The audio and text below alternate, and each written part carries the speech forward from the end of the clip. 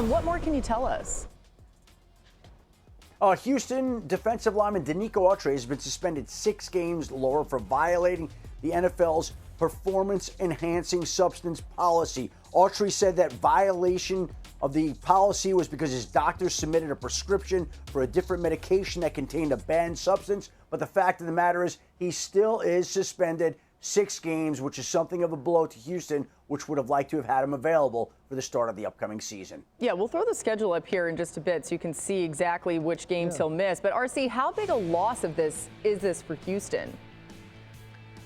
This is huge. He is a premier inside pass rusher, and you're going to pair him with Will Anderson Jr. on one side and Danielle Hunter on the other. This was a major pickup of the offseason for the Houston Texans, and I think we've talked about some of the other acquisitions a little bit more than we've talked about this one. But think of all these teams that have had these great interior rushers. When you can go to Matabike, you think about Quinnen Williams, obviously what Chris Jones has done in Kansas City as well, and the GOAT of them all, Aaron Donald, and who he was in Los Angeles. I believe they were expecting that sort of impact from him on the inside with the rest of those people on that defense. And so I think this is a huge loss for the first 6 games of the season. Yeah, I agree. This is significant, not just because of Autry's ability, his versatility, his strength as both a pass rusher and as a run defender, but also because of what D'Amico Ryans, the head coach of the Texans, asks of the defensive line. They do not blitz. They blitz at amongst the lowest rates in the league, and they also defend the run with light boxes. What that means is he needs a very solid, versatile, complete 4-man front, and losing Autry really hurts in that regard. This is one of the signings that flew under the radar a little bit, but when they made it, I loved it. I thought, oh, that is perfect for the Texans. And unfortunately, we won't see it now for several games. Yeah, Autry finished with 11.5 sacks last season, the first double-digit sack season of his career. At least he'll be motivated when he comes back. Time out for some top stories with Adam. Let's start in Detroit. What more can you tell us is happening there, Adam? Well, Laura, the Detroit Lions got a 3-year extension done with Taylor Decker, 3 years, $60 million. And obviously they will continue to have his services for a long time. He was entering the last year of his contract. He's now signed through the year 2027. So they keep one of their most popular and talented players there in Detroit. A big move for the Lions. And then the Cowboys pass rusher Sam Williams went down during practice yesterday. Turned out to be a torn ACL. Devastating. Never want to lose a player at all. Certainly don't want to lose a player during training camp. And now they've lost a pass rusher that this team was counting on to complement Micah Parsons. A big blow to the Dallas Cowboys defense. And then the Samson Ekubon suffered a torn Achilles for the Colts. He was their leading sacker last year, 9.5 sacks, which is a blow to the Colts defense. So again, the Cowboys lose a pass rusher. The Colts lose a pass rusher. This is not the way that you want to start a summer, but this is exactly what's happened here in Indianapolis and with the Dallas Cowboys. And the New England Patriots have lost their standout defensive tackle, Christian Barmore, indefinitely after the team diagnosed him and treated him for blood clots over the weekend. They're not even thinking about when he might be well again and be able to play. They want to make sure he gets the proper medical attention. The Patriots staff was smart enough to recognize that there was an issue this weekend. They got him to the hospital. They got him diagnosed. They got him treated. And we'll see when Christian Barmore can make it back to the football field, but that's a distant concern right now. They're more focused on treating him the right way. Good thing they found that out this weekend. Could have been a lot worse. Yeah, well said, and sending our thoughts to Christian and his family. And now for some top stories. A lot's going on. Adam Schefter, let's start in San Francisco. What more can you tell us? Laura, the 49ers continue to await the return of Brandon Ayuk to practice. He has not been in practice. He's been holding his knapsack. He's been staging a hold-in as he wants a new contract and asked for a trade before training camp. The two sides continue talking to see if there's a solution, but in an exploding wide receiver market, it's difficult to do a deal. Meanwhile, Trent Williams, their all-pro left tackle, also not in camp.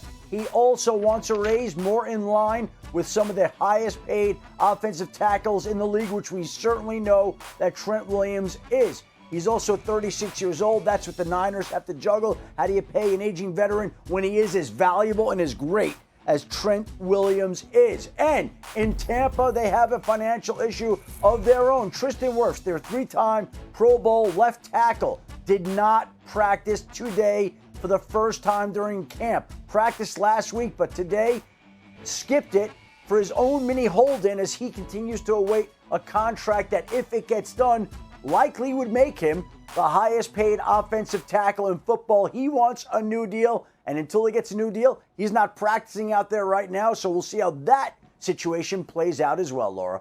Everybody wants to get paid. Let's go to Bengals camp, where there's other news around players not practicing. The Bengals have made it clear they don't feel a deal with star wideout Jamar Chase is imminent, and he is not practicing. Here's Bengals head coach Zach Taylor on if he expects to see Chase on the field for the first practice in pads tomorrow. That's a great question. He and I have talked through it, and we'll just continue to stick with our plan. He and I have been on the same page with everything he's done. I've been pleased with his interaction with his teammates and helping some of these young guys. Very aware, very engaged. Same as it's always been. Good, positive. Zach Taylor was a little tickled there because the reporter almost got him to say something else. We now welcome in Dan Graziano. He was at practice today with the Bengals. Graz, what can you tell us about how Cincinnati's trying to manage the Jamar Chase contract situation and whether he's holding in or any of that? He's out here on the practice field. He wears a baseball cap. He's out here with his shoes untied. It's pretty clear that he has no intention of practicing when he comes out here. Now, he's involved, right? Like he's actually like on the side of some of the drills with the receivers, helping other guys figure out what they did right and what they did wrong in a certain drill. So it's not as if he's not engaged, but he's not actually practicing. So that must be the plan that Zach Taylor keeps referring to every time he gets asked about it. They have had conversations about a new contract, but they just haven't got to the point of agreement yet. And I really don't get the sense that anything is imminent. I guess the right phone call can always change that. But at this point, he has not been practicing. He's been out here. The Bengals insist, Zach Taylor insists that everything is good, that everybody knows where each other stands. The question, of course, is when will he practice? They aren't concerned about his chemistry with Joe Burrow. That dates back a few years, as we all know. But they would like to see him on the practice field and obviously, you know, in time for the start of the regular season. Yeah, we'll keep our eye on all of that. As you mentioned there, Graz, one phone call could maybe change it and make something happen. Thanks for the latest there in Cincinnati. RC, how big of a deal is it that Chase isn't participating in this part of training camp?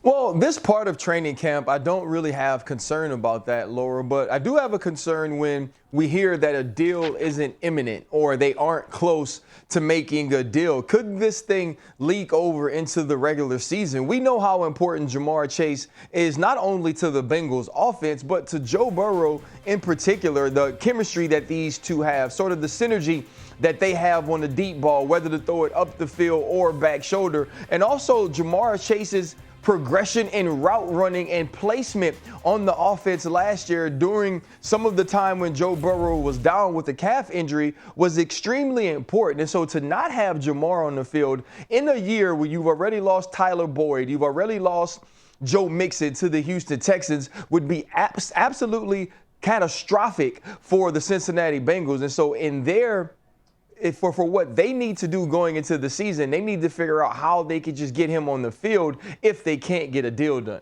Yeah, that's the offense. And then on the defensive side, Trey Hendrickson dealing with an injury. I mean, Cincinnati really struggled last season. What needs to change defensively for them to get back to being a top team in the AFC? A lot, because this defense really struggled last year, and it kind of flew under the radar, right? Because once Joe Burrow got hurt, expectations sort of dissipated for this team, but it was really the defense that was the biggest problem, surprisingly, in some ways. And there's a number of things you can point to where they struggled at. I thought they gave up too many explosives. You go out, you bring in Geno Stone from the Ravens, you bring back Von Bell at safety. That should help. But what really stuck out to me was how bad they were on first down. Dead last in the NFL in DVOA on first down. Allowed an average of 6.6 yards per play, which means you're in second and short on average, which basically means you've already lost. A lot of that has to do with struggles defending the run up front, so they need to be better in that regard. Missed tackles, frankly, at all three levels. Lou Anarumo is one of the better defensive coordinators in the NFL. So they really need a bounce-back season from his unit. Yeah, that was one of the shocking things is Lou Anarumo's been so good. So many people talking about him even as a head coaching candidate. You know he's going to put the pressure on too.